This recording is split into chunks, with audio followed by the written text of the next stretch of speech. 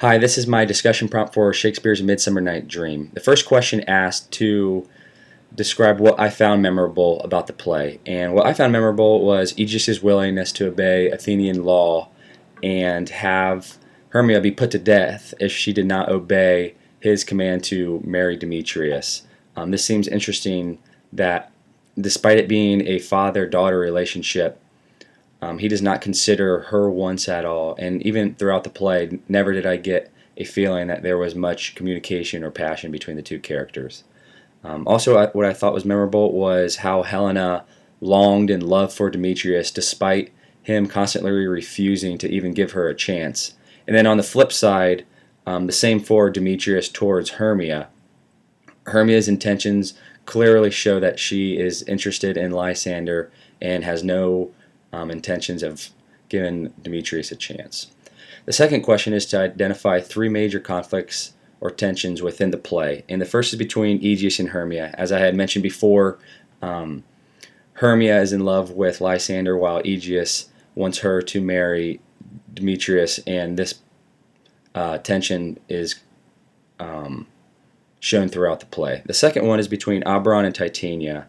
And Titania refuses to give up her Indian chingling for use of a knight or henchman for Oberon. And because of this, he has one of his fairies pour juice over her eyes so she would fall in love with a donkey. And the third one is between Hermia and Helena.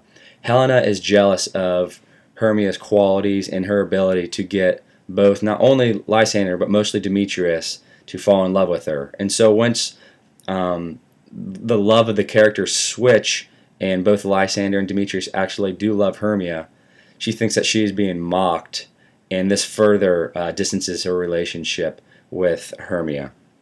The third question asked to identify the role of theater and performance in the play, and I think it's to illustrate how tangled this situation really has and to deliver the message that despite everything that happened, and with it being so combobulated, that this may have just been a big dream.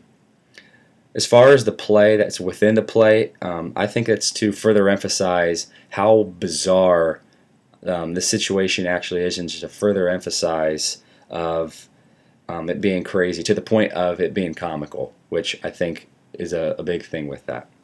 The last question is to address how gender is depicted in the play, and from the way my perspective, I see it that males were perceived as being superior than females, but although they were heavily influenced by women, that especially the ones that they wanted to fall in love with.